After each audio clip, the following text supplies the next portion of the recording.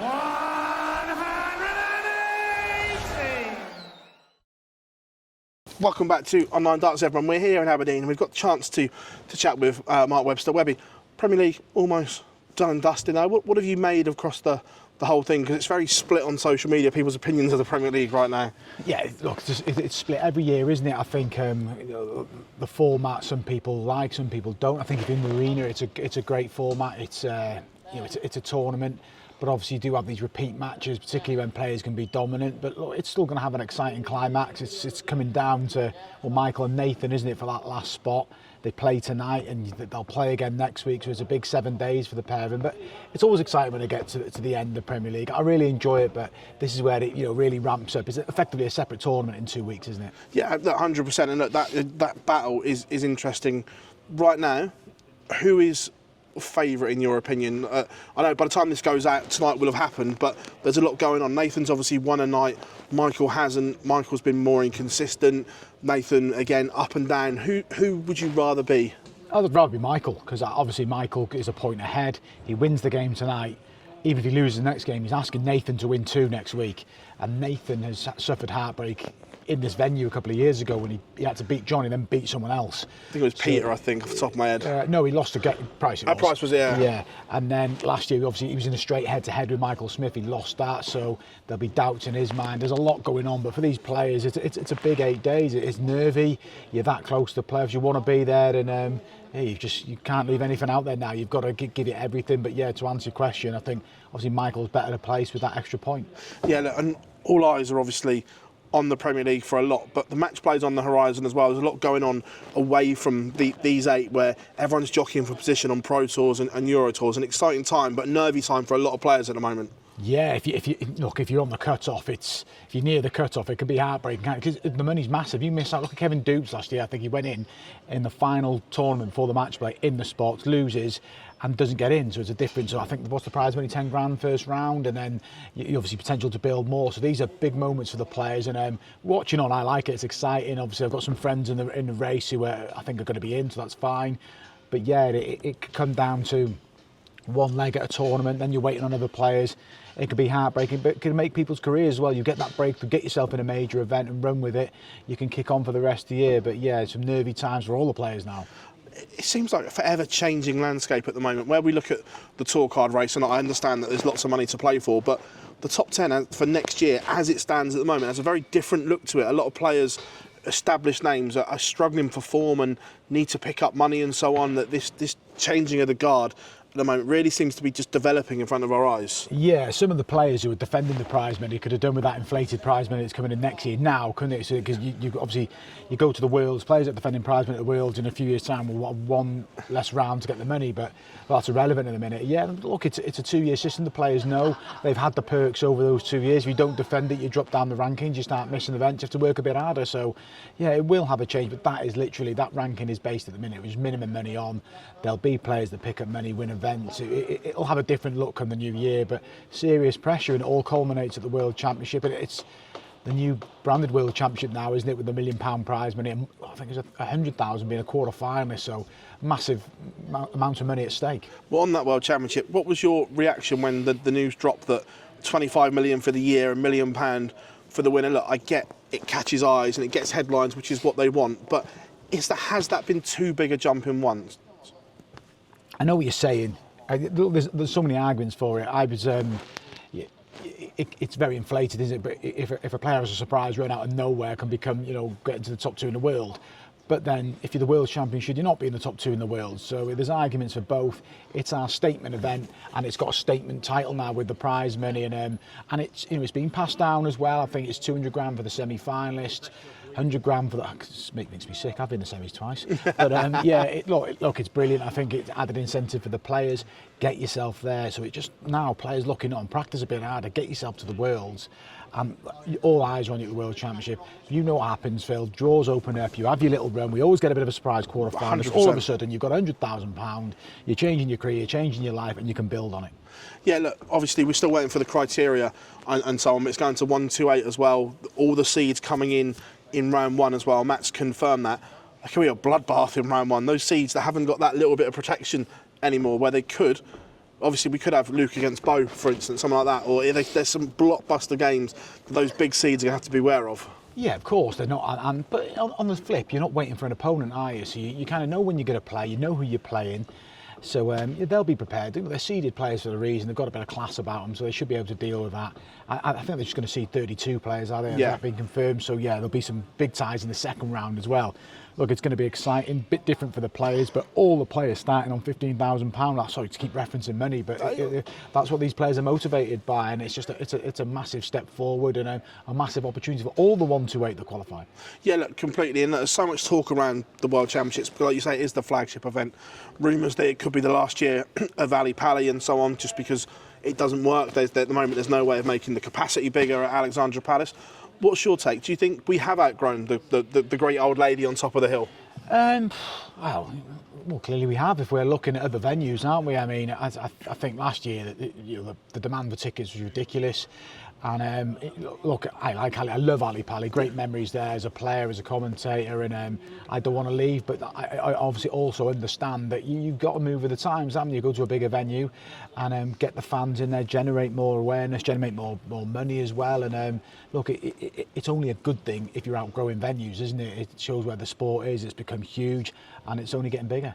Yeah, look, it's just bonkers, and the Littler effect is real. We see the young kids that are here in Littler's shirt, but not just Littler, but he's the one that's really showcased it. But this year, in the last month or so, it's really shown that he's learning on the job, and we almost forget that he's only 18. It's only his second full year in there that we've seen him have a bit of problem with the crowds and so on. How do you think he's dealing with this? And is it a case of just learning as he goes? Yeah, of course he will. He'll never stop learning this sport, dear. So I like it. I like the way he's reacting.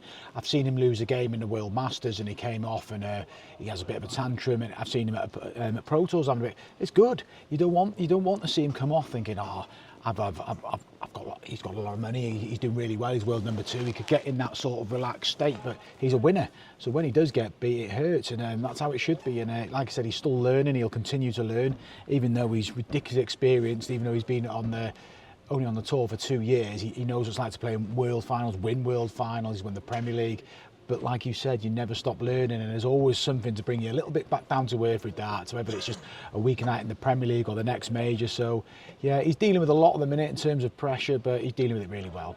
It's just the case where he hasn't had what I call a proper apprenticeship, where you guys all built up to getting to where you did, where he just went bang straight in there. Is like almost like a day-to-day job as well, where you do your apprenticeship, you learn on the thing, where he hasn't had that because he is such a unique talent. Yeah, but look, he's phenomenal, isn't he? And he was in the spotlight straight away, and there's all that to deal with as well. But he's became not just a famous sportsman, just a celebrity overnight, hasn't he? He's got massive following on social media. Everybody knows who Luke Littler is, and that is a testament to how well he's done, and he's dealing with it really well. There's obviously going to be challenges.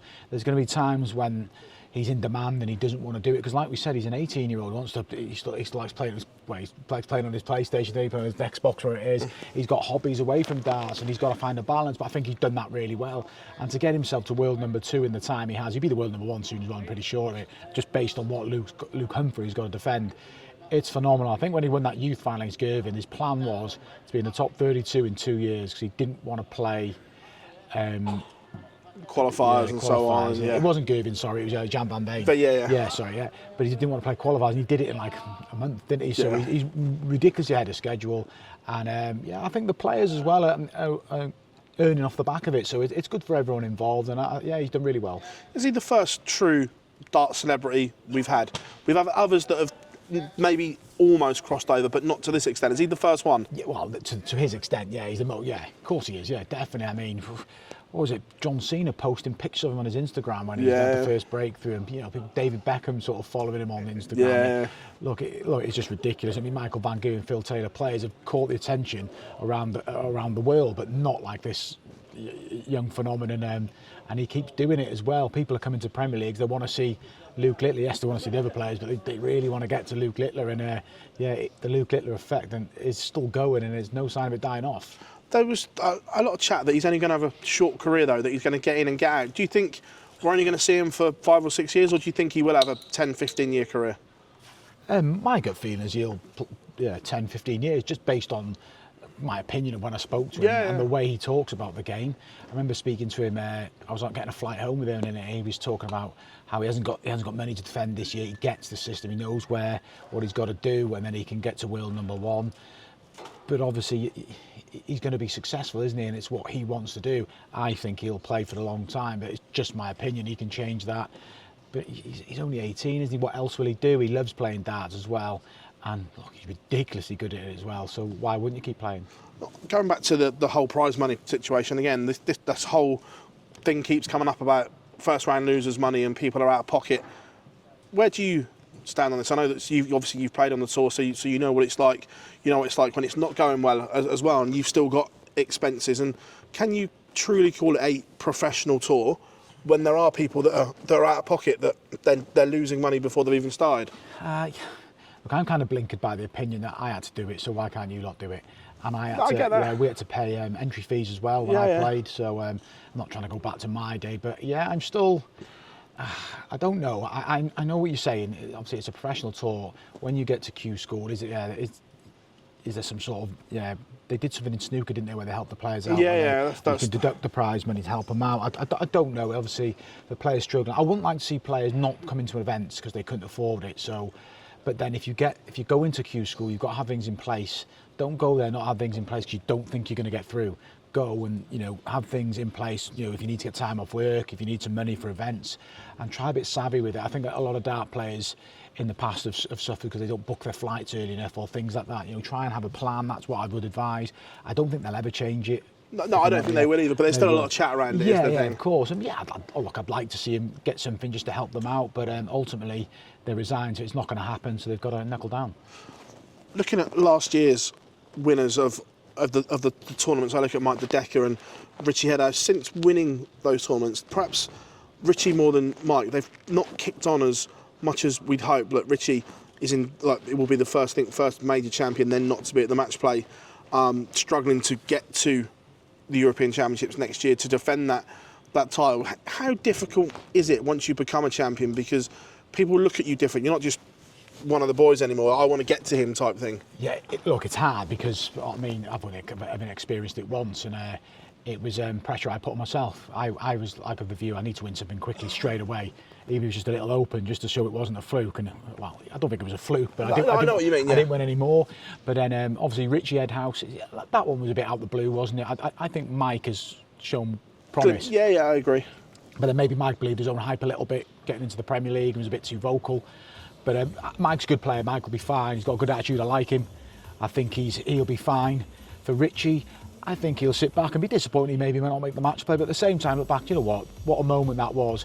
If they'd have offered him up the European Championship, but you're not going to be in majors next year, he'll take it. Both hard-working players, completely different players. Mike's got a big career ahead of himself. I think Mike will be fine. For Richie, it might just be a couple of, we might just go back to being sort of that journeyman player, but a very talented player. I know you're very friendly with the Welsh pairing, and nice to see them back in some form. That Johnny obviously getting to the Masters final and playing well again. Gezi winning nights in the Premier League after a difficult 18 months for the pair of them. Yeah, I'm delighted from both. Yeah, particularly for Johnny. Obviously, he was just really inconsistent last year as well. Last year, missing out on the Grand Slam hurt. He didn't make the Premier League. But yeah, did well getting the final World Master. His form's been a bit indifferent in terms of Pro Tours, but he's doing all right. I think he's blanked on the last 3 Euro Tours, so be keen to address that. But he's got quite a good attitude in terms of practicing now. He says he knuckles down a little bit more. So yeah, he's teeing up his year really well. He'll want to be a bit more consistent on the Euro Tours. Obviously, they're big events, aren't they? And I think he's gone out in his first game the last 3 times. He was seeded 1 in 1, so maybe that was like playing on the back of his mind. Because that's an achievement, being the number 1 seed.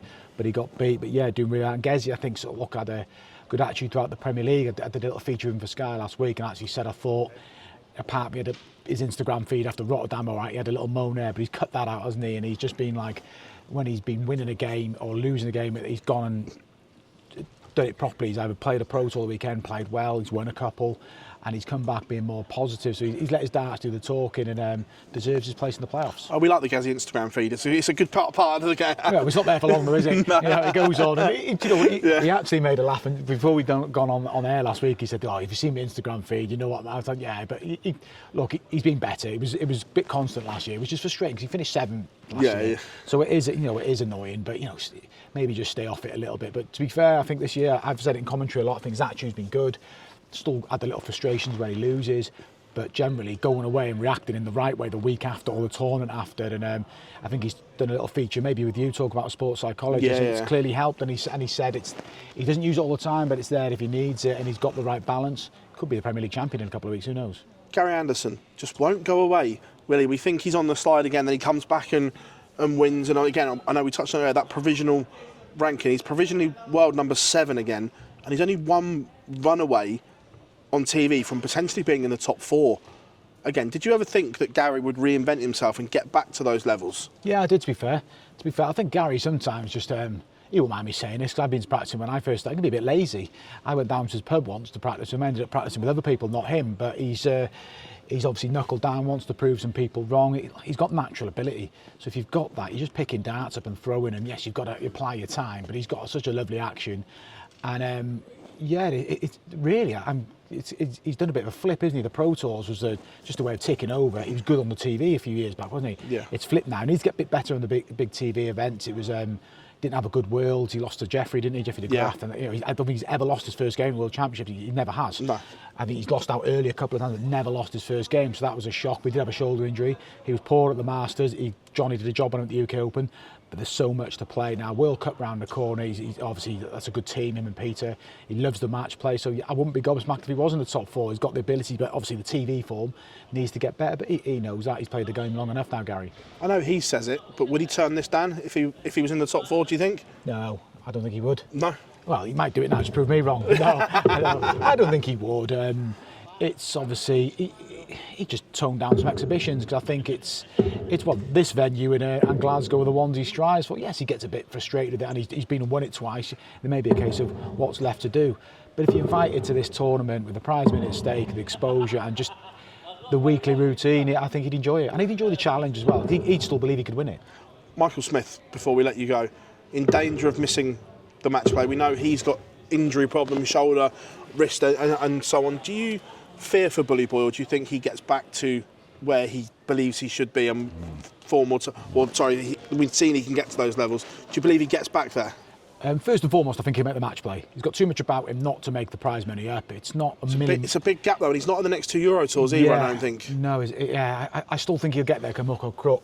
Yeah, I'm concerned. Obviously, I like Michael as well. I mean, it was brilliant. He was obviously world number 1, wasn't he, for the bit, world champion. But look, he's had some niggling injuries. He didn't perform in that time, but he's got belief in himself, and I think he's got a good action, hasn't he? I think his darting action, there's not a lot that can go wrong with it, but just a bit more dedication from Michael. And obviously he's got some niggling injuries as well. I said dedication, that was the wrong word, because Michael's really dedicated, he practices a lot. But just that little bit of luck, and just start playing all the tournaments. Once he gets that run going, he'll get the hunger back, and I think he'll be okay. Whether he gets to be a world champion again or world number 1, who knows?